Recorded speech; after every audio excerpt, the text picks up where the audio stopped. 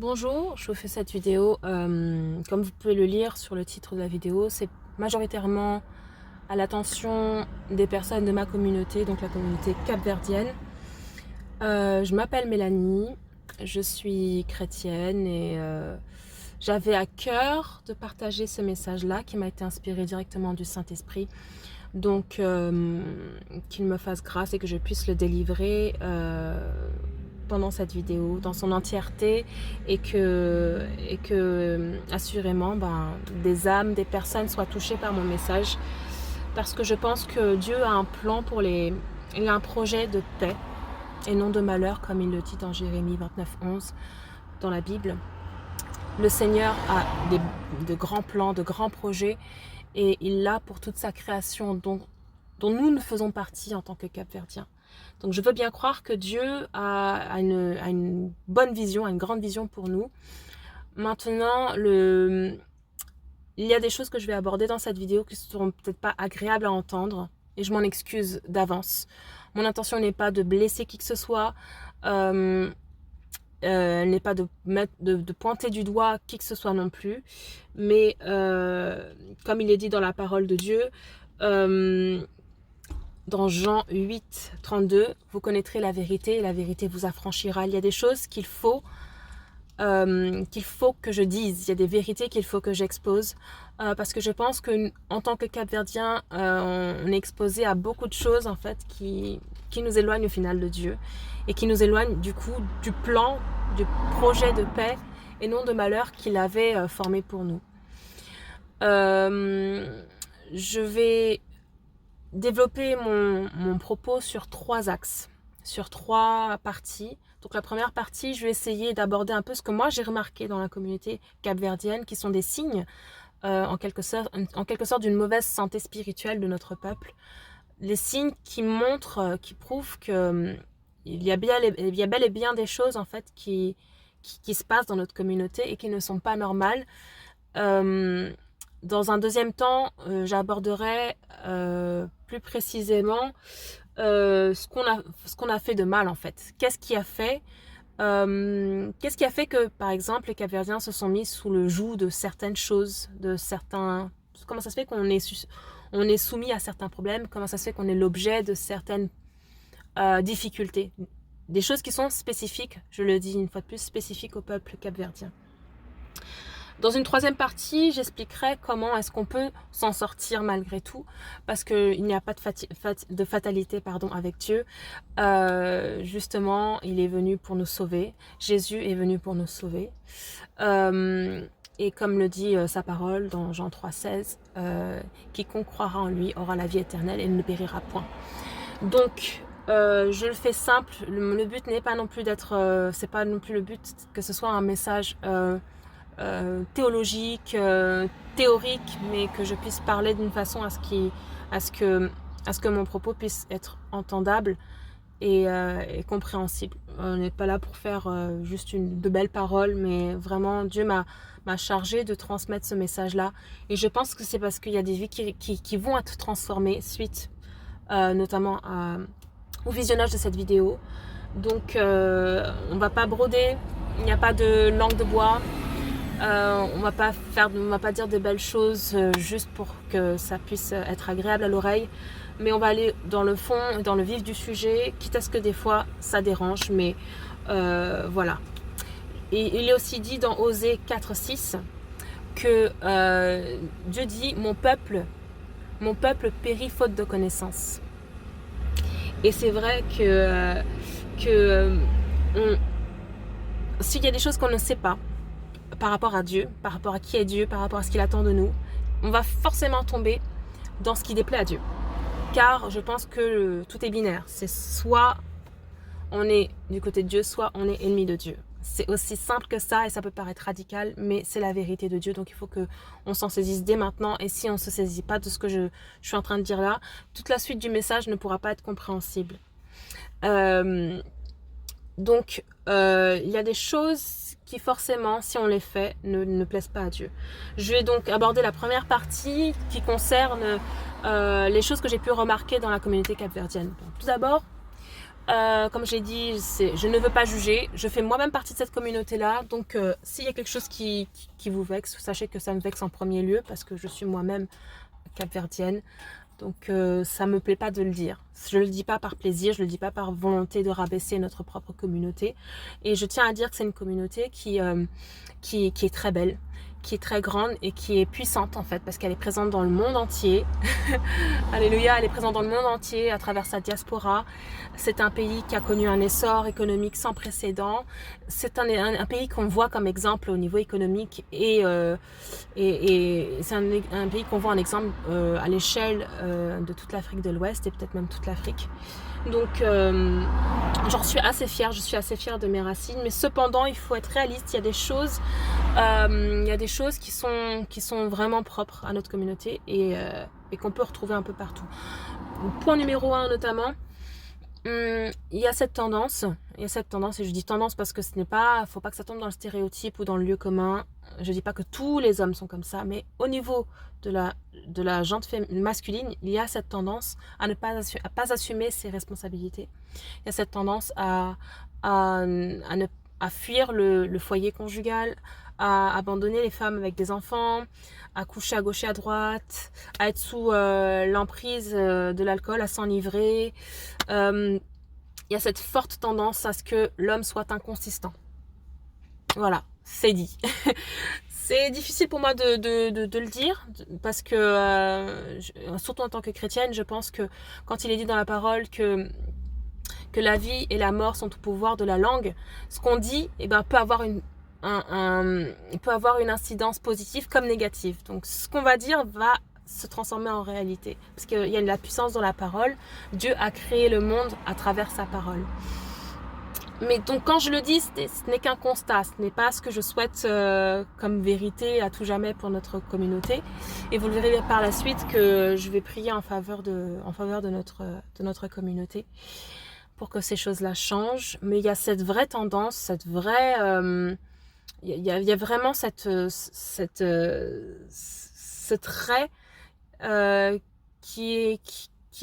qu'on peut identifier, quelle que soit les diasporas, quelle que soit la diaspora, quel que soit le pays dans lequel on se trouve, que ce soit en Amérique ou en France, il y a cette tendance à ce que les hommes soient un peu démissionnaires et un peu absents. Aussi, par conséquence, je dirais, ça fait des femmes capverdiennes, des femmes assez fortes, qui ont tendance à être très indépendantes, très travailleuses. D'ailleurs, l'éthique du travail est très très présente chez les Capverdiens. Vous les mettez dans n'importe quel pays, ils arriveront toujours à trouver du travail.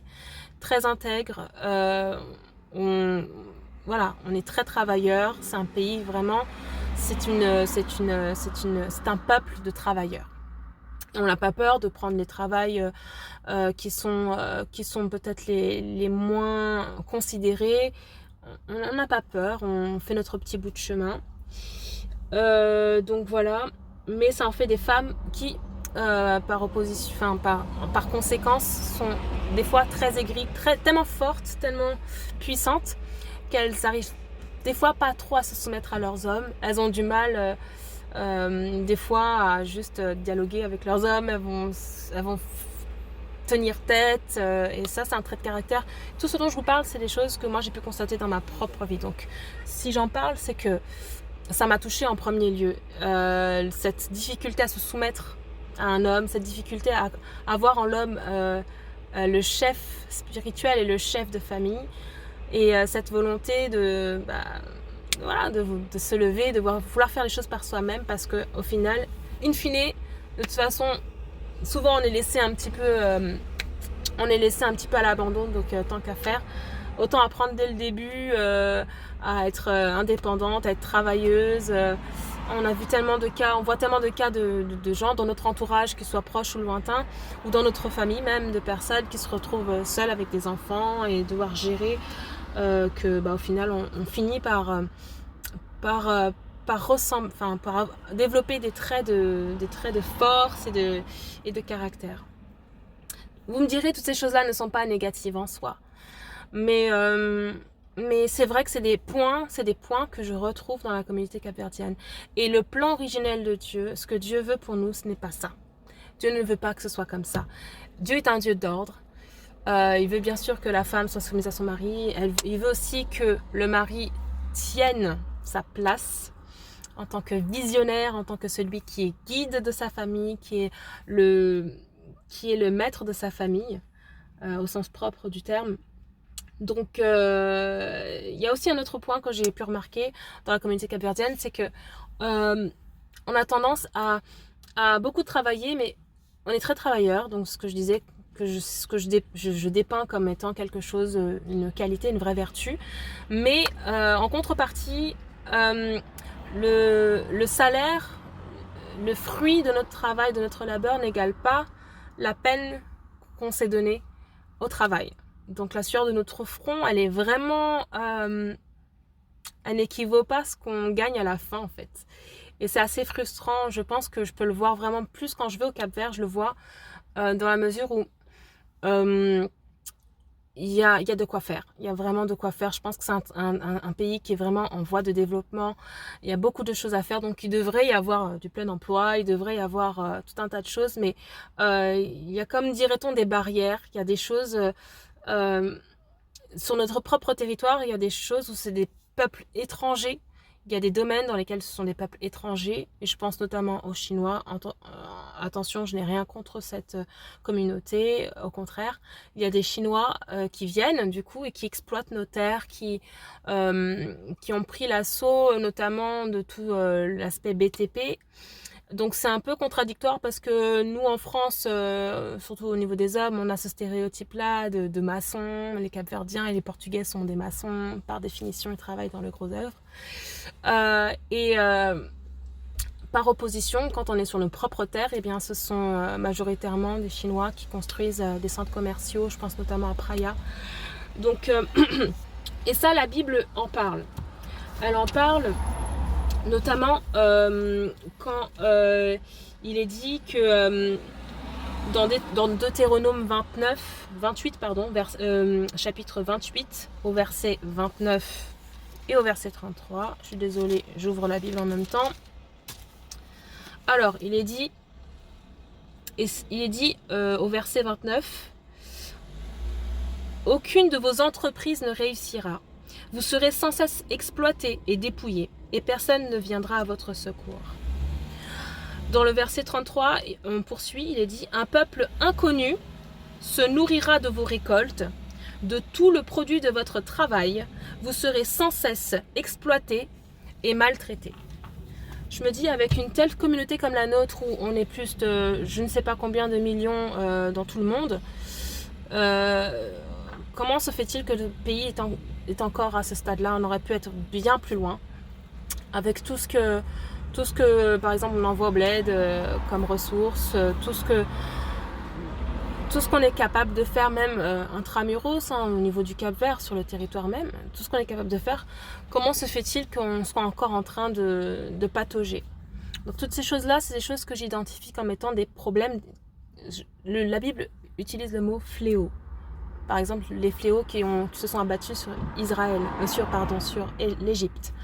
Et moi, je vais utiliser ce même mot. Donc ce sont des fléaux qui s'abattent sur la communauté capverdienne, mais la deuxième partie de mon propos, donc ça me permet de faire la transition. Dans la deuxième partie, je me demande qu'est-ce qui fait cela en fait? Qu'est-ce qui a causé ce genre de problème selon moi? Et selon moi, on s'est éloigné de Dieu, tout simplement. On s'est éloigné de Dieu. Nos cœurs sont loin de Dieu. Il y a plusieurs problèmes. Je tiens à dire que ce qui se passe dans l'invisible, donc dans le domaine spirituel, n'est que ce qui se passe dans le domaine naturel, donc ce qu'on est capable de voir dans la vie de tous les jours, donc quand on marche, dans la vie naturelle. Ce qui s'y passe n'est que la répercussion de ce qui se passe dans le domaine invisible, donc dans le domaine spirituel. Donc, tous ces fléaux que j'ai pu énumérer ne sont que la conséquence de certaines choses qui se sont passées, qui ont été actées, qui ont été formées, liées dans le domaine spirituel. On ne peut pas être agréable à Dieu si on n'a pas la foi. On ne peut pas être agréable à Dieu si on fait contrairement à ce qu'il dit. Si on s'oppose à ses commandements, si on n'observe pas ses commandements, si on ne fait pas conformément à ce qu'il nous appelle à vivre, c'est-à-dire dans la sanctification, dans la sainteté, dans la pureté. Il y a des choses qui répugnent le Seigneur. Dieu est un Dieu de justice, c'est un Dieu d'excellence, il ne peut pas se mélanger à la médiocrité, il ne peut pas se mélanger à des choses qui ne sont pas conformes. Et il ne peut pas se contredire lui-même. Donc il ne peut pas être lui-même sainteté, lui-même pureté, et accepter la pureté, l'impureté, ou le manque de sainteté dans sa création, ce serait contraire à lui-même. Et il ne peut pas se renier lui-même. Donc, qu'est-ce qu'on a pu faire qui, dans l'invisible, qui a pu avoir comme répercussion ces problèmes que j'ai énumérés? Alors, point numéro 1. On rend des cultes qui ne sont pas agréables à Dieu. On rend des cultes qui ne sont pas agréables à Dieu. Et pourquoi ne sont-ils pas agréables à Dieu? Parce que ce ne sont pas des cultes à Dieu. Ce ne sont pas des cultes que nous rendons à Dieu. Je sais qu'il y a une forte communauté catholique au Cap-Vert et dans toute la diaspora capverdienne. Et moi, je m'attardais plus sur ce point-là. J'ai vu qu'il y a aussi tout un courant de rationalisme chrétien. Il y a aussi beaucoup de témoins de Jéhovah. Mais je vais me concentrer sur ce que je connais le plus parce que avant d'être chrétienne, j'ai évolué dans le milieu catholique. Et j'ai pu y observer tout un tas de choses que je suis capable aujourd'hui de dire et de discerner comme étant des choses qui déplaisent à Dieu. Ne voyez pas ça comme une critique. Une fois de plus, je suis en train de dire les choses à la lumière de la parole. Tout est écrit là-dedans, dans la sainte parole de Dieu, dans les saintes écritures. Je m'appuie dessus parce que je pense que c'est la parole qui nous permet d'avancer en sachant où aller. Il est dit dans Psaume 119 que la parole est une lampe à mes pieds, une lumière sur mon sentier. Donc si je ne sais pas comment avancer, il me suffit d'ouvrir la Bible. J'ai les réponses, j'ai toutes les réponses possibles et imaginables dans la Bible. Je tiens à préciser qu'il n'y a pas de Bible de chrétiens protestants, Bible de ceci, cela. C'est une Bible qui m'a été offerte quand j'ai fait ma première communion dans l'église catholique. Donc je me base sur ce sur quoi vous êtes censés, vous catholiques, vous baser. Donc je ne serai pas en contradiction par rapport à supposément ce que vous êtes censés croire les catholiques. Donc je fais ce disclaimer au cas où il y a des catholiques qui m'entendent et je suis sûre qu'il y en aura beaucoup. Donc les cultes que nous rendons qui ne glorifient pas Dieu, c'est notamment les cultes dans lesquels nous nous prosternons devant des objets qui sont fabriqués de la main des hommes, des objets en métal forgé, des objets fabriqués en bois. Et quand je parle de ces objets-là, je pense notamment au crucifix, au chapelet, à toutes ces choses qui répugnent Dieu. Et pourquoi je dis que ça répugne Dieu? Je vais me baser sur la parole, comme j'ai dit. On va éprouver tout ce que je dis à la lumière de la parole. Alors, on va aller dans Exode 20 pour commencer. C'est la première fois dans la Bible où Dieu nous fait comprendre qu'il n'aime pas du tout ce que je viens juste d'énumérer. Donc on est au moment où Dieu se révèle à Moïse et il lui communique les 10 commandements. Et parmi les commandements, donc je vais commencer à partir du verset 4. Tu ne te fabriqueras aucune idole, aucun objet qui représente ce qui est dans le ciel, sur la terre ou dans l'eau sous la terre. Tu ne t'inclineras pas devant des statues de ce genre, tu ne les adoreras pas. En effet, je suis le Seigneur ton Dieu, un Dieu exigeant. Alors, qu'est-ce que j'entends? Qu'est-ce qu'on entend? On va essayer de décortiquer rapidement ce verset. Tu ne te fabriqueras aucune idole. Les idoles, ce sont des objets qu'on se fabrique autour desquels on va faire un culte. Bien évidemment, tout ce que j'ai énuméré comme étant des idoles, des objets fabriqués des mains, c'est-à-dire les chapelets, les crucifix, en font partie. Donc, non seulement ça répugne Dieu le fait qu'on les ait, qu'on les fabrique, mais en plus, il rajoute: tu ne t'inclineras pas devant des statues de ce genre, tu ne les adoreras pas. Et là où nous commettons une erreur en tant que capverdiens catholiques, on a tendance, je dis capverdien parce c'est encore plus exacerbé, je trouve, dans la communauté capverdienne, on a cette tendance à en accrocher partout, dans nos voitures, dans nos maisons, sur les pans de nos maisons, on en met à toutes les sauces. Et surtout, ce qu'on met, c'est les crucifix avec le Jésus crucifié. C'est un autre point. J'ai pas envie de m'attarder, mais je pourrais en parler tout de suite pendant 1 heure. Mais Jésus n'est pas mort, point. Il est mort, il a été crucifié, et il est ressuscité, alléluia. Donc nous servons un Dieu vivant, nous ne servons pas un Dieu qui est cloué sur le bois, nous servons un Dieu qui a triomphé de la mort, nous servons un Dieu qui a dit tetelestai, qui a dit tout est accompli, qui a tout accompli. C'est un Dieu qui n'a pas été freiné par le tombeau. La mort n'a pas eu raison de lui. Donc c'est pas un Dieu que nous devons, dont on doit faire un portrait comme étant un Dieu faible, un Dieu humain, un Dieu qui reste cloué sur le bois, qui est perpétuellement en train de mourir, en train d'agoniser. Ce n'est pas le Dieu que nous servons. Donc, catholique, on croit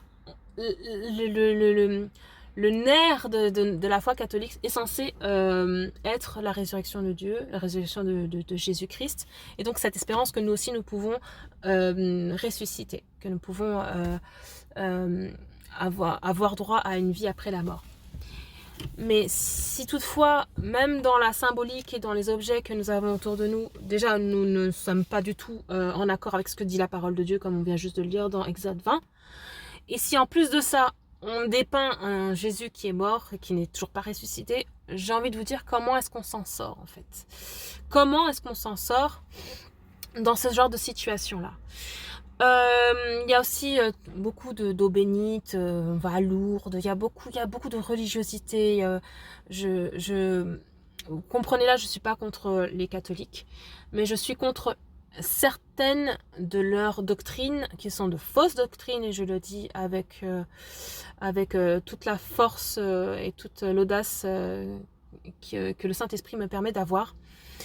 C'est des choses qui sont contre Dieu. Alors quand on se met contre Dieu, forcément, il y a tout un tas de choses, de fléaux qui nous attaquent, dont on est sujet.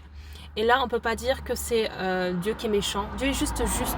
Dieu est juste. Dieu est un Dieu de justice. Donc il fait conformément à sa parole. Il dit, suivez mes commandements et vous pouvez avoir le droit à un certain nombre de bonheurs, de bénédictions, et vous pouvez avoir le droit à ma grâce. Mais si vous ne suivez pas ce que je dis, si vous ne mettez pas en pratique mes commandements, vous aurez le droit à tel et tel truc, vous serez rejetés, vos terres deviendront arides, vos fils seront amenés en exil. Toutes ces choses, ce sont les choses qui sont écrites dans la Bible. Donc j'invite tout un chacun à juste aller dans la Bible. Juste aller dans la Bible. La Bible recèle de réponses à toutes les questions. Et donc, il faut que nous puissions, pour cela, il faut que nous puissions nous défaire de notre tradition, de tout ce dans quoi on a toujours baigné.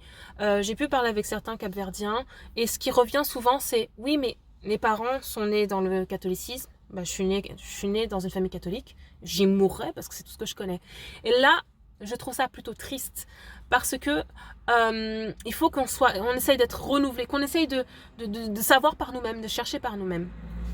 Dans la vie normale, dans tous les aspects, on ne doit pas suivre forcément la voie de nos parents parce que c'est la voie qu'ils ont empruntée.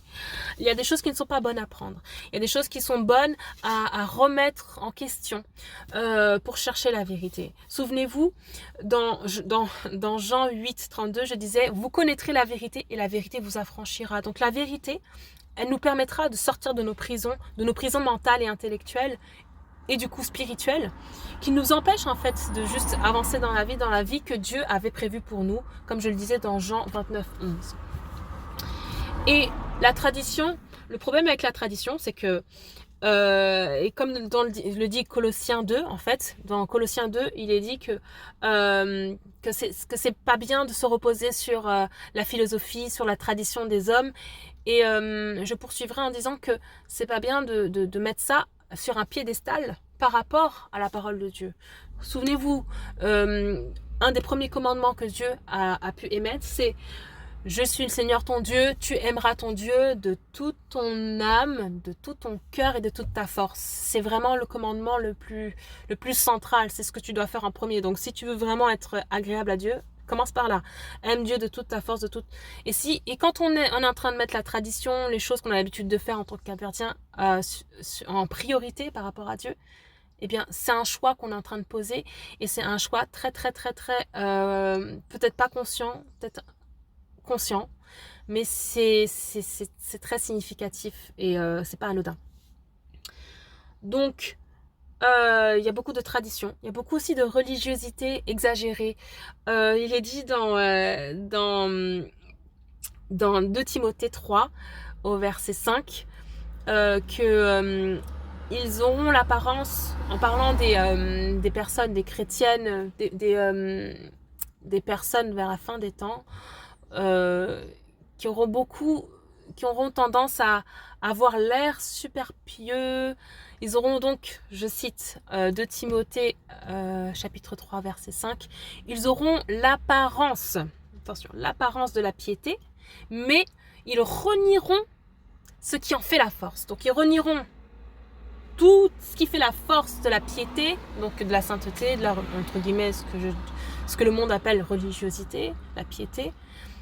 Ils vont avoir l'apparence, donc on va faire le signe de la croix, on va se mettre en disposition, il y aura toute une théâtralisation, mais à l'intérieur, on va rejeter, on va renier tout ce qui en fait la force. Et ce qui en fait la force de la piété, ce qui en fait la force, c'est ça.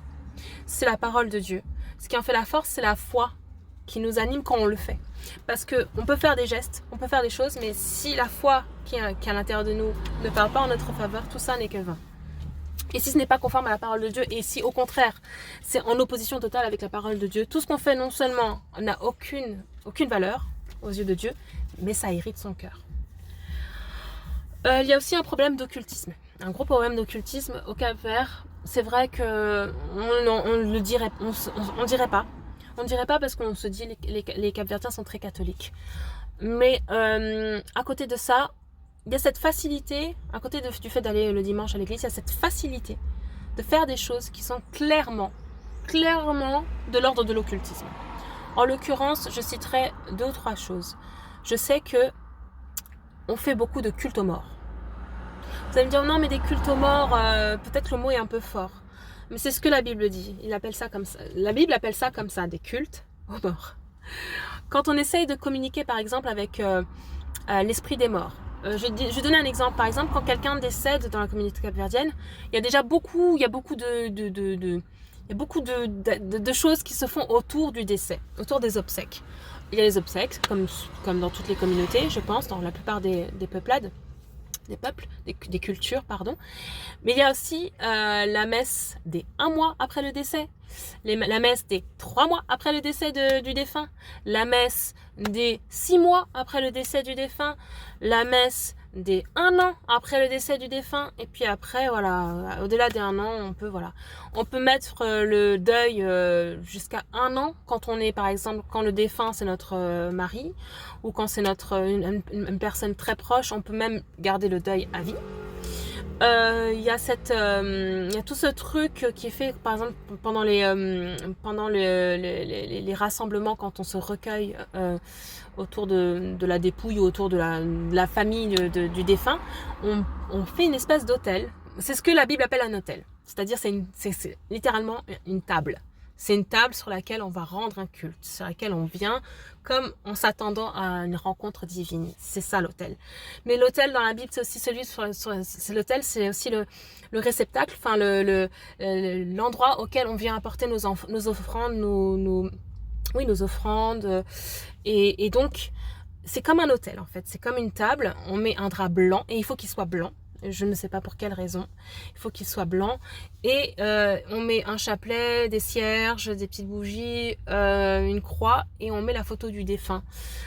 Et on se recueille devant cette photo et on récite un certain nombre de fois le Notre Père, le Je vous salue Marie, le Notre Père. Et c'est vraiment... Pardon, mais c'est glauque. C'est juste glauque. J'ai jamais été à l'aise en étant là-bas. On doit le répéter un certain nombre de fois. Je ne sais pas quelle est la symbolique derrière, mais ce n'est écrit nulle part dans la Bible.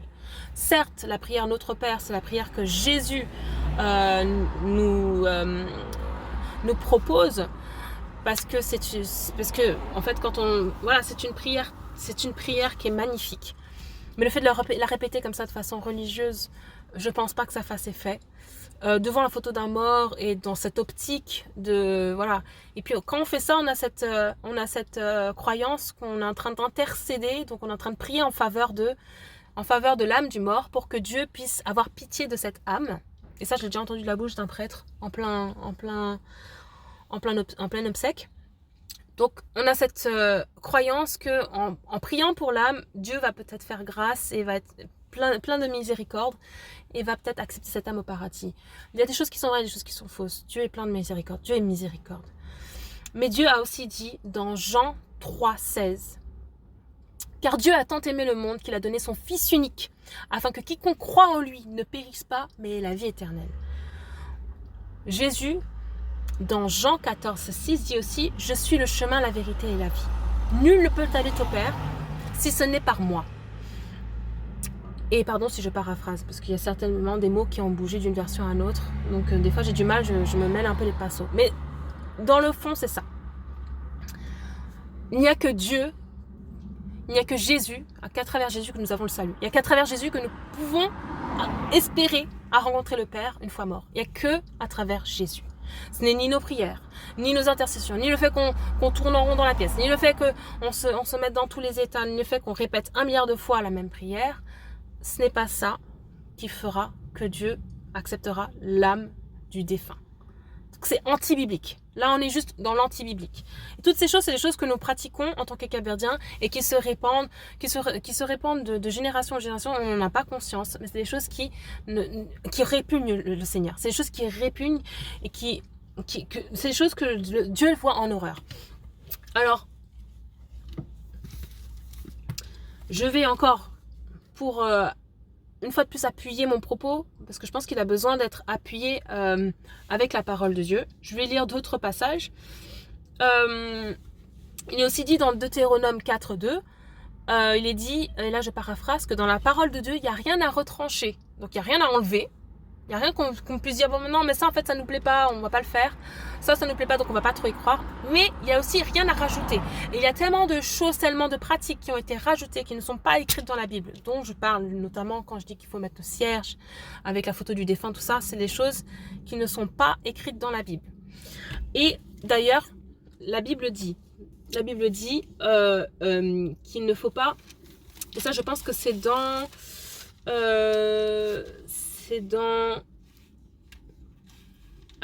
Lévitique 19,31. Lévitique 19,31. Lévitique 19,31. Je me remette dessus. Dans Lévitique 19,31, il est dit: alors, ne cherchez d'aucune manière à entrer en contact avec les esprits des morts, car cela vous rendrait impurs. Je suis le Seigneur votre Dieu. Dans le chapitre 20, toujours dans Lévitique, au verset 6, il est dit: si un homme consulte d'une manière ou d'une autre, les esprits des morts, ce qui est une forme d'idolâtrie, donc il précise, c'est une forme d'idolâtrie. Et rappelez-vous, Dieu a dit: vous ne prosternerez pas devant des idoles. Vous ne fabriquerez pas d'idoles et vous ne vous prosternerez pas devant des idoles et vous ne les adorerez pas. Et donc il dit, je poursuis la citation: j'interviendrai, donc Dieu interviendra, j'interviendrai contre lui en l'excluant du peuple d'Israël. Donc, il est clair dans la parole, et c'est sans équivoque. Dieu n'aime pas le fait que nous rentrions en contact avec l'esprit des morts. Et j'ai cru entendre que chez les Cap-Verdiens, il y avait aussi cette tendance, par exemple, quand le défunt est mort, je pense que c'est le 7e jour après son décès, il y a toute une procession qui est faite, il y a toute une marche qui est organisée avec les proches du défunt. Ils font des prières à l'intérieur de la maison du défunt, puis après, ils marchent jusqu'à l'extérieur. La symbolique derrière ça, c'est pour amener l'âme du défunt en dehors de chez elle. Sinon, elle resterait chez elle. Une fois de plus, ce n'est jamais écrit dans la Bible. Ni le fait que l'âme du défunt reste à la maison, ni le fait qu'il faille l'enlever de la maison. Donc on est bien là dans des choses qui ont été rajoutées à la parole de Dieu, des choses qui ont été acceptées comme étant tradition, et puis on les perpétue sans même se poser des questions. Posons-nous des bonnes questions. Ne faisons pas les choses juste parce qu'on est habitué à les faire ou parce qu'on voit les autres les faire et que ça a l'air tellement religieux, tellement... Oui, ça donne l'impression qu'on est en train de faire quelque chose de bien. Mais essayons de nous poser la question, est-ce qu'on fait vraiment bien? Est-ce que ce qu'on fait, c'est bien? Maintenant, j'ai parlé de l'occultisme. Je sais que c'est difficile à croire parce qu'on est très catholique, tout ça, mais il y a beaucoup d'occultisme. Et notamment, à travers des objets qui sont soi-disant chrétiens, donc des crucifix, des machins chouettes. Il y a des choses qui sont faites, il y a des cultes, il y a des invocations qui sont faites autour de ça. Je sais qu'il y a beaucoup de gens aussi qui vont auprès de médiums ou auprès de ce qu'ils appellent d'ailleurs maestri en créole, maestri, donc ça veut dire maître, tout simplement maître. Or Dieu, dans la parole de Dieu, il est écrit dans Matthieu 23, 7, donc chapitre 23, 7, je vais ouvrir la Bible en même temps que vous. Il est dit en quelque sorte que les personnes, que certaines personnes aiment s'appeler maître, aiment être appelées maître, aiment être appelées père, avec un P majuscule, je précise, comme nous appelons les prêtres pères, quand nous nous adressons à eux. Il y a beaucoup de gens qui aiment être appelés ainsi. Il est écrit dans le verset 9 au chapitre 23 de l'évangile selon saint Matthieu, il est écrit « N'appelez personne sur la terre votre père, car vous n'avez qu'un seul père, celui qui est au ciel. » Donc on peut pas appeler quiconque père, on peut pas appeler quiconque maître. Et je sais aussi que il y a beaucoup de personnes qui gardent des gris-gris, notamment dans leur sac ou dans leurs effets personnels. Des papiers sur lesquels sont écrites des inscriptions et c'est plié en 1000 morceaux. J'ai déjà pu voir ces choses-là. Donc je parle que de choses que je connais. On garde ça à tel endroit parce qu'on croit bien faire. En fait, on veut la protection de Dieu. Toutes ces choses, ce sont des choses qui répugnent Dieu. Je répète encore cette phrase, mais il faut que j'insiste vraiment dessus. Ces choses que Dieu n'aime pas du tout. Alors, nous avons fini la deuxième partie. Maintenant, je vais évoquer qu'est-ce qu'on peut faire dans la troisième partie. Qu'est-ce qu'on peut faire en fait dans ce cas-là. Nous avons vu dans la première partie les fléaux qui sévissaient notre pays. Et j'en ai cité que quelques-uns pour être assez brève. Et ceux qui sont les plus marquants à mes yeux. Dans la deuxième partie, nous avons évoqué, nous avons pu voir les choses en fait que nous avons fait dans l'invisible, les choses que nous avons fait de façon spirituelle sans en avoir conscience ou en ayant conscience,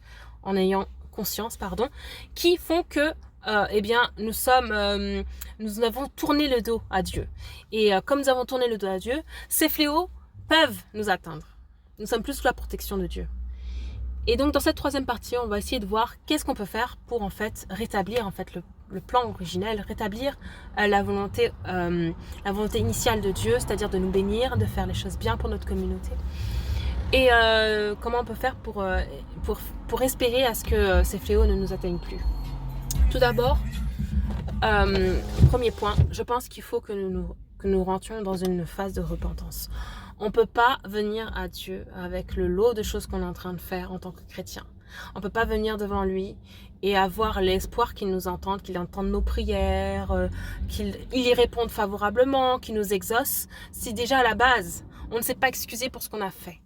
Et Dieu seul sait ce qu'on a pu faire de génération en génération, sous couvert de tradition, sous couvert de religiosité, sous couvert de je suis né dedans, j'ai fait. Maintenant, il est temps qu'une génération de chrétiens, de vraies personnes qui ont soif de Dieu se lève. Et que cette génération de jeunes chrétiens, de jeunes capverdiens, se pose des bonnes questions et essaye de faire les choses qui sont agréables à Dieu. Mais d'abord, dans un premier temps, il faut venir au pied du trône de grâce et demander pardon. Et Dieu est un Dieu miséricordieux. Dieu est capable de nous purifier, de nous laver de tous les péchés. En effet, Jésus, quand il est mort sur la croix, il a pris le poids de nos péchés. Il a pris le poids de nos péchés pour que nous soyons plus sous le joug, sous la condamnation, sous l'accusation, mais que nous puissions être libres et que nous puissions plus être pécheurs. Donc, c'est cette bonne nouvelle-là que je viens apporter. C'est cette bonne nouvelle, c'est que nous pouvons nous repentir, demander pardon à Dieu avec honnêteté. Et comment on fait pour demander pardon à Dieu? Il ne s'agit pas d'aller se confesser. Il ne s'agit pas de réciter un nombre de fois telle prière, il ne s'agit pas de se mettre forcément à genoux, c'est juste une disposition de cœur, parce qu'en fait Dieu ne voit pas l'apparence, Dieu sonde les cœurs et les reins, Dieu cherche des cœurs disposés, c'est ça, en fait quand il est sur son trône de gloire, et le truc qui vraiment le touche en tant que Dieu, c'est la disposition de cœur et la foi en fait qui nous anime. Donc quand il regarde comme ça, d'en haut de son trône de gloire, il se dit, ah, ma servante, mon serviteur, je l'apprécie, mais je l'apprécie pas parce qu'il est en train de faire des gestes, je l'apprécie pas parce qu'il est en train de dire des paroles, je l'apprécie parce que son cœur est disposé et parce que son cœur est apte à recevoir mes bénédictions, il est apte à recevoir mon message. Nous de toutes ces choses en fait qui nous empêchent, toutes ces choses qui nous empêchent de rentrer pleinement, d'être pleinement vus comme étant agréables aux yeux de Dieu. Toutes ces choses que l'on fait. Redemandons à Dieu. Il est écrit dans Romains 12, 2. Je ne sais pas pourquoi j'ai à cœur de dire ça, mais il est écrit dans Romains 12, 2. Ne vous conformez pas au monde actuel, mais soyez transformés par le renouvellement de l'intelligence, afin de discerner quelle est la volonté de Dieu, ce qui est bon, agréable et parfait. Donc ne vous conformez pas au monde actuel, ça veut dire ne faites pas juste comme tout le monde fait. Ne faites pas juste comme tout le monde fait, ne faites pas parce que c'est à la mode, ne faites pas parce que c'est une tendance, que c'est une tradition. Mais soyez renouvelés, soyez transformés par le renouvellement de l'intelligence. Mais laissez-vous instruire, laissez-vous changer, laissez vos idées, vos préconceptions être détruites pour que la vérité soit introduite, pour que l'intelligence, pour que vous puissiez voir avec des yeux nouveaux, pour que les écailles qui sont sur vos yeux puissent tomber et que vous puissiez voir et être introduit à la vérité et que vous puissiez la comprendre. Afin de discerner quelle est la volonté de Dieu, afin de voir ce que Dieu veut pour vous, ce que Dieu veut que vous fassiez. Donc, ne vous conformez pas à la tradition, ne vous conformez pas à ce que tout le monde fait autour, de façon à ce que vous puissiez être intelligent, avoir une intelligence renouvelée, nouvelle. Et cette intelligence va vous permettre de savoir ce que Dieu veut que vous fassiez, ce qui est bon, ce qui est agréable et ce qui est parfait. Dieu est bon parce qu'il nous donne ça en fait, il nous met en garde. Il nous dit juste de ne pas nous laisser tenter par le conformisme, de nous laisser renouveler et après il nous montrera ce qui est vraiment bien selon sa volonté, ce qui lui est agréable, ce qui lui est bon. Donc ne nous laissons pas avoir par exemple une espèce de honte parce que voilà, non, toute ma famille est catholique, toute ma famille fait les choses comme ça. Moi j'ai pu subir des persécutions à mon échelle parce que oui, je suis la seule qui est sauvée dans ma famille, je suis la seule qui est pleinement accepté Christ comme mon Seigneur et mon Sauveur personnel. Et ça voilà, j'ai pu être l'objet de tout un tas de moqueries, tout un tas de critiques, mais je n'en ai pas peur parce que la seule personne à qui je vais faire plaisir, c'est mon Dieu. La seule personne à qui je veux être conforme, c'est Dieu. La seule personne à qui je veux ressembler, c'est Jésus. Je veux être semblable à Jésus, comme le dit la parole. Donc je m'en fous en fait de ne pas rentrer dans le moule, mais je veux pouvoir rentrer par la porte. Jésus a dit, je suis le chemin, la vérité et la vie. Souvenez-vous, il a dit ça. Donc moi, je ne veux pas forcément rentrer par la porte qui est vaste, la porte qui est grande et qui va me mener à la perte. Mais je veux rentrer par ce petit chemin que peut-être personne ne prend. Je veux peut-être penser comme personne ne pense, mais je veux avoir cette assurance de pouvoir avoir une demeure au ciel. Je veux avoir cette assurance d'avoir une vie éternelle en Jésus. Donc c'est sur ça que je base ma vie terrestre et je veux être en conformité avec ça.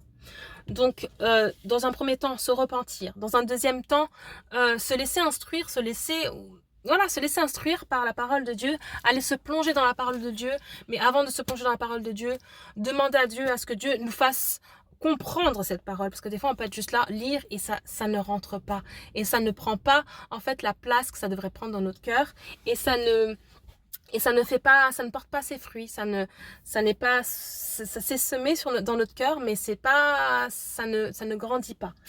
Donc il faut faire ces choses-là. Et puis après, in fine, quand on a été introduit à la parole et quand on est convaincu d'avoir péché, parce que c'est la foi qui nous permet de comprendre la loi.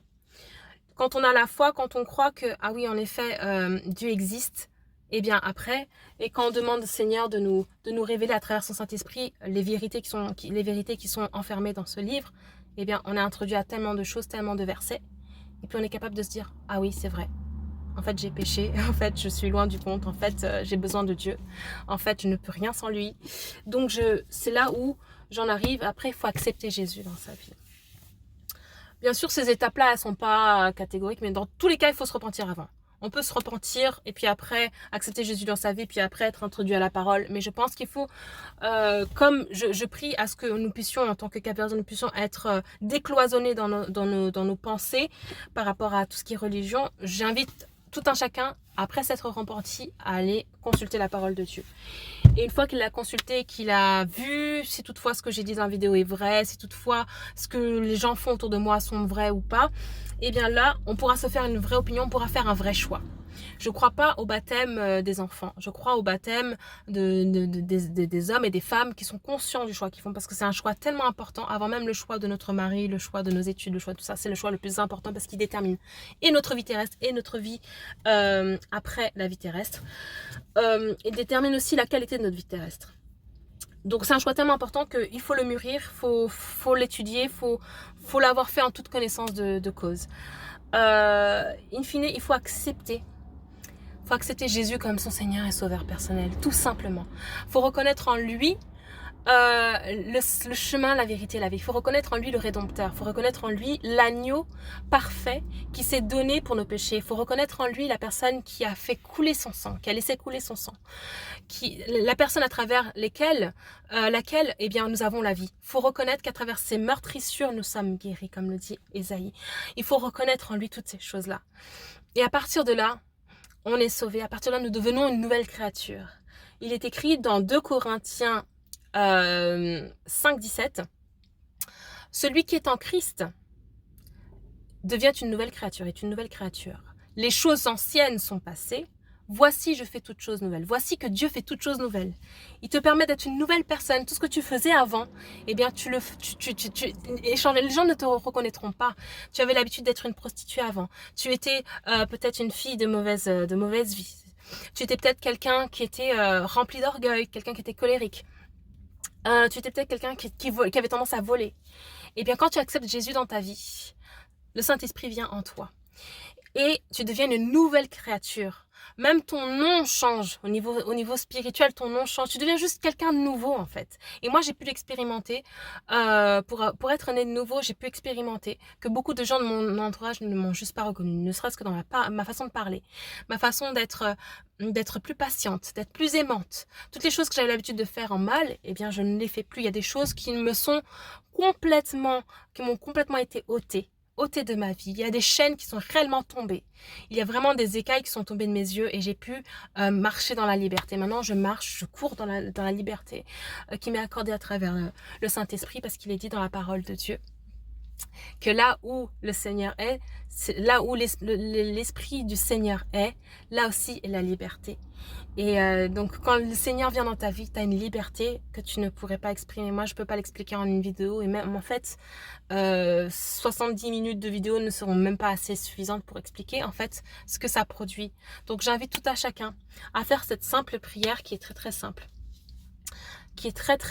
En fait, on n'a pas besoin de prendre une disposition, il faut juste croire, il faut rentrer dans soi et être convaincu de ce qu'on va dire. Parce que si on le dit, ce sont que des paroles vaines et elles ne produisent rien. Il faut croire en ce qu'on va dire. Et il faut le faire vraiment avec vérité, en vérité et en esprit. Donc, je vous invite à juste répéter après moi. Seigneur, je viens devant toi en ayant conscience que il y a des choses que je faisais mal. Peut-être certaines de ces choses, je les faisais en toute connaissance de cause. Mais il y en a d'autres que j'ai fait parce que peut-être mes parents m'ont appris à les faire comme ça. Aujourd'hui, au vu du message qui a été transmis par ta servante et au vu de ce que le Saint-Esprit me communique au moment même où j'entends ce message, je sais que j'ai été dans l'erreur. Je souhaiterais te demander pardon, ô Dieu de miséricorde, pour tous les actes posés, pour toutes les paroles prononcées qui ont été à l'encontre de tes commandements, à l'encontre de ta loi et de ta volonté. Je décide aujourd'hui de faire ce choix qui va changer toute ma vie. Seigneur Jésus, je t'accepte désormais comme étant le maître dans ma vie, comme étant mon Seigneur, comme étant mon sauveur personnel. Je décide de me soumettre à toi. Je décide de ne plus marcher par mon propre entendement, mais je vais me laisser instruire par ta parole. Seigneur, tu as dit dans 2 Corinthiens 5, 17 que celui qui est en Christ est une nouvelle créature. Et je crois qu'au prononcer de cette prière, je suis né de nouveau. À toi soit toute la gloire, Seigneur des seigneurs, Roi des rois, celui qui est, qui était et qui sera, Dieu éternel. Je te rends toute la gloire. C'est en ton saint nom, c'est en ton précieux nom, c'est en ton puissant nom que j'ai prié. Amen, amen, amen. Que Dieu vous bénisse. Que Dieu vous bénisse.